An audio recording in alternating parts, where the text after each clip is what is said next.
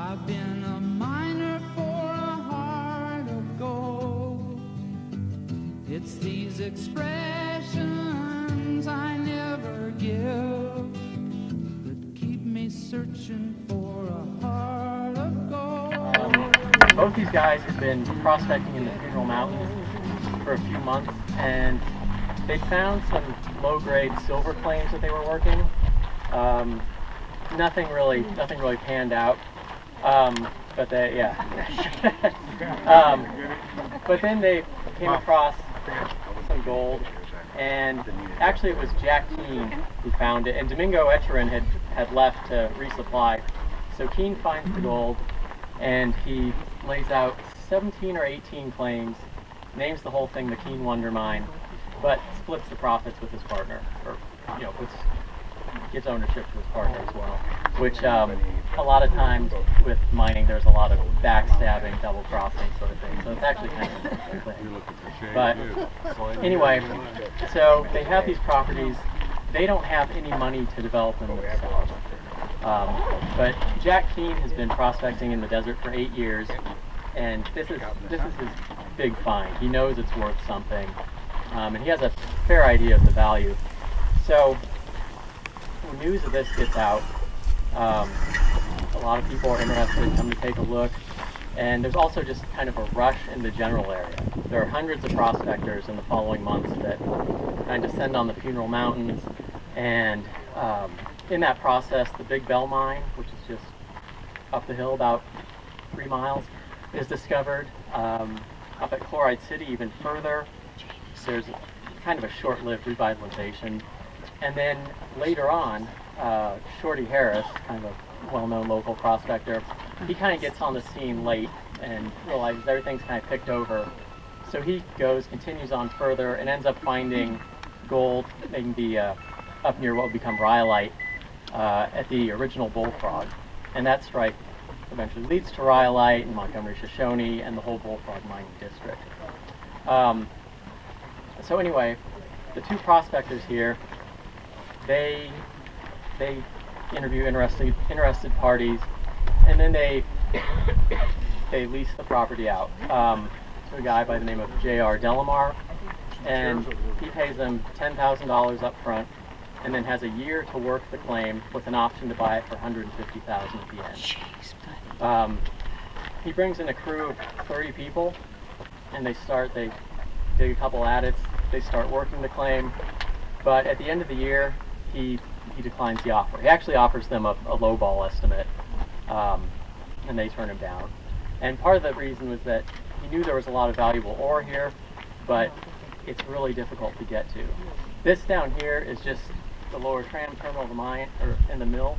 The mine itself is 1.5 miles and about 1,500 feet up this hill. Very difficult location, and knew it would be expensive to extract the ore. So after he turns it down, they option the mine again, and this time they get kind of a more serious sort of bidder, and the guy brings in engineers to look at the feasibility of running an aerial tramway, building a mill down here, but ultimately at the end he declines the option. Right after that, a guy named John Campbell, who's an experienced mine promoter, comes in and just offers to buy the mine outright for $250,000. But $50,000 of that's cash, the rest is in stock. But the guys take him up on the offer. And so he incorporates the Keane Mining Company, and as part of the deal, he also installs Jack Keane as the president of the company. He puts himself as the vice president, and then Domingo Echerin as the secretary of the company. So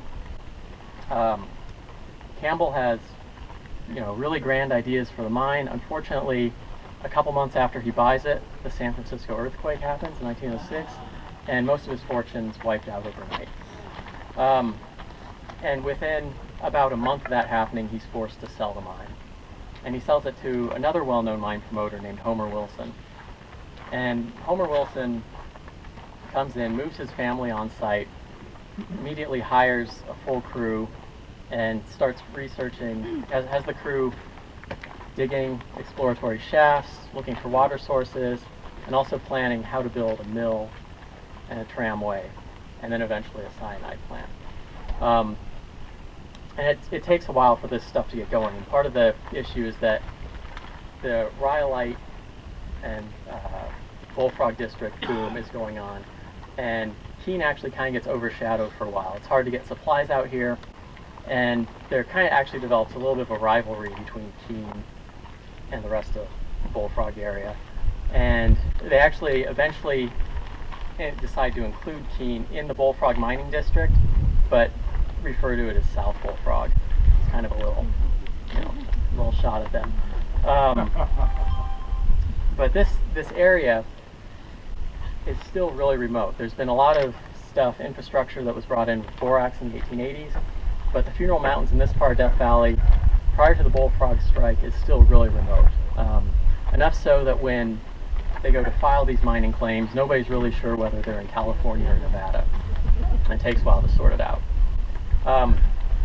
So Homer Wilson comes in, and it takes not quite a year before they really kind of get things going. And the spring of 1907, they start building the mill. And he has the guys, he pulls all the workers and has them just concentrate on the mill. And there's a competition going on with the Montgomery Shoshone, just outside of Beatty. That's the other kind of big mine in the Bullfrog District. There's a competition to see who can be the first to have a running mill and produce gold. So he has the guys work through the summer, and they build the mill, they finish it in July, and then they start right away on the aerial tramway. And for those of you who've been up here, you really can't see down here how amazing this tramway is. But this kind of deep canyon zigzags through, and the towers go from one side to the other. In total, there were 13 towers, plus the upper and lower terminal. They span just over a mile. And top to bottom, there's an elevation difference of a little over 1,500 feet. And the longest span between two towers, there's actually a span where two towers that are a little over 1,200 feet apart, and elevation difference of 500 feet. Quite the feat. And they weren't able, obviously, to get a road going up here. So everything was either taken up by hand or by pack animal. And I'm personally curious, I think some of the stuff way up top may have come down from Chloride City. There were some roads up there from the 1870s. I think they probably utilized some of those, but I've never actually found that in print. That's just kind of a theory. Anyway, so they get the tram up, and they have ore buckets that can hold 600 pounds per bucket. And because the mine's at the top, they're able to use gravity feed. So the full buckets at the top pull the empty buckets back up. And they're actually able to generate some power off that, enough so to run an ore crusher up top prior to dumping the ore in the buckets. So it's October of 1907 when the mill goes up and running for the first time. It's a big celebration, probably bigger than this. And Homer Wilson invites all kinds of people out, invites a bunch of local newspapers, reporters, and invites people to take a ride in the tramway. Which is probably a pretty big deal. So it's up and running in October, and the first shipment of bullion is delivered to Rhyolite in November. And kind of a neat little thing was that Keane Wonder Company sent some of their bullion to the mint to be minted as gold coins that were sent back that they used to pay the employees, which is kind of a neat little fact. So the following year, they kind of continue expanding. A big problem they have is water. So they have a 20 stamp mill, but they don't have anywhere near enough water to run it at capacity. And actually, I should mention, by the time the mill was up, they'd been digging up. They had 2,000 tons of ore that was ready to be processed at backlog. But anyway, they go searching for water, and about a half mile this direction is Keane Spring, fairly sizable water source, and you can see down by the parking lot, you'll see pipelines coming across, and they got water from there. They also started digging a bunch of wells. There's a lot more over in that direction, and there's a story, in fact, that one of the wells that they dug actually they found gold ore, and so then it became a working shaft. And with some of these stories, you don't know how true they are, but that shaft that's right over there does have water at the bottom. It's possible.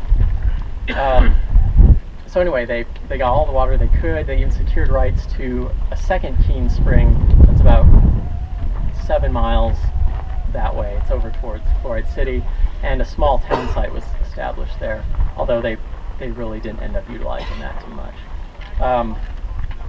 So anyway, the mine's expanding.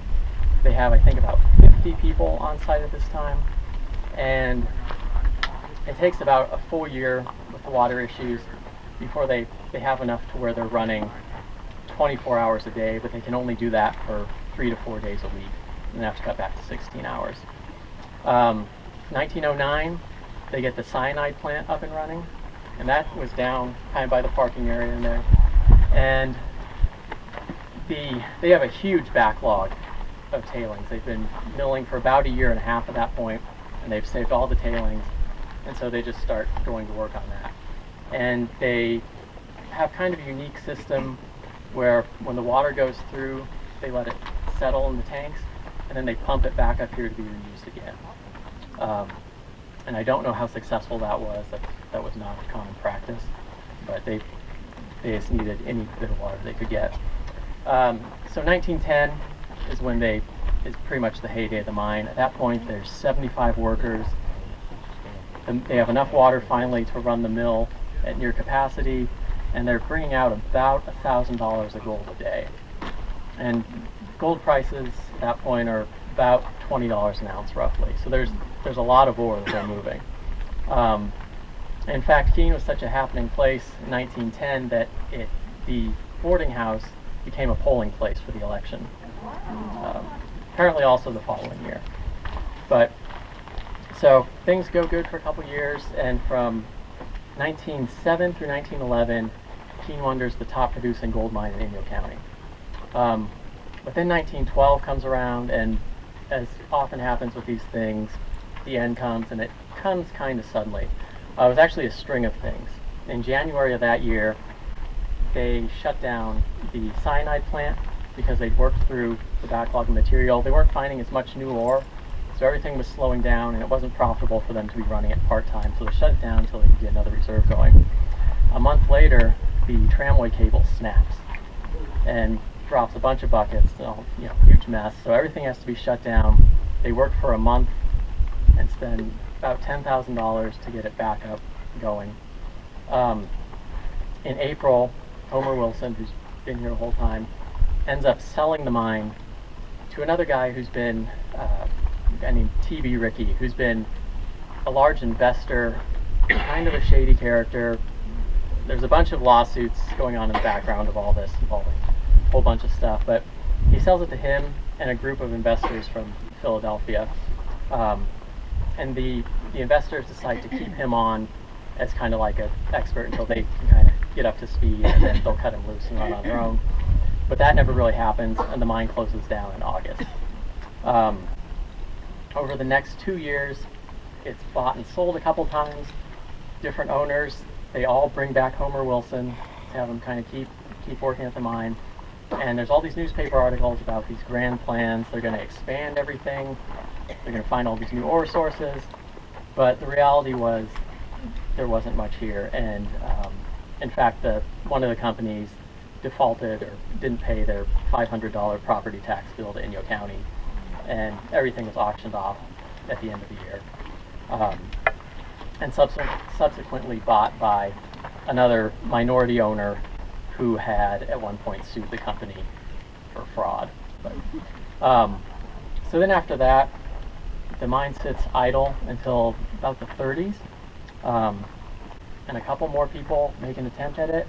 They buy the mine, and they're mostly interested in the Big Bell properties, which are up that way, which are included as part of the mine at that point. And they're mostly working those. They have a couple people down here, and they're just rerunning tailings through the mill. You can rerun them, and you'll get a little more gold, but it really is diminishing returns. It's a pretty desperate sort of thing. So they do that. One of the owners actually expands the cyanide plant, so they can, I guess, run the stuff through even faster. but it only lasts 6 months. And then the final, and actually at the end of that, they disassemble the mill and sell it to try and make back some of their money. And then the final attempt is around 1939, 1940. One more buyer, they come in, they spend a lot of money and about a year and a half rebuilding the mill and refurbishing the tramway with a small crew, and then they run out of money. They don't even get around to mining. This time they take the mill down again, sell it off, and that really was the end of Keane Wonder, any attempts to mine here. So the 1907 to 1912 was really the period when it was most productive, but there was consistent activity from 1908, consistent excavation, 1908, or 1904 through 1912, which is a pretty long run. Estimates for what they pulled out range anywhere from about 680,000 to 1.1 million. It's really hard to find reliable numbers for stuff this old. It's probably somewhere in between. But it was fairly profitable, especially for this region. There weren't many successful, long-running, successful gold mines. After the 40s, even though the property was idle, it changed hands a number of times. And then in the early 70s, at that point it was owned by an insurance company in Los Angeles, and the Park Service purchased the property at that point and opened it up to the public. So then it was open, and then as Mike mentioned, 2008, there was an interior report basically saying that Park Service and other agencies were inviting people to unsafe sites. And so as a result of that, and Keane Wonder was one of the sites that was called out by name in the report, and one of the pictures from the site actually made the cover of the report. I mean, there were a lot of sites that were called out by name, but Death Valley had a lot that were in there. So this site was closed, and the things that were cited at the time were the unsafe mine openings that were near where people hiked, the instability of the tramway, which you can see there are still cables attached. You know, it's a 100-year-old tramway. There's a lot of tension on them, and some of the towers were starting to lean, and there were other structural issues. And then also the mill tailings, which are down by the parking area. You keep me searching and I'm going.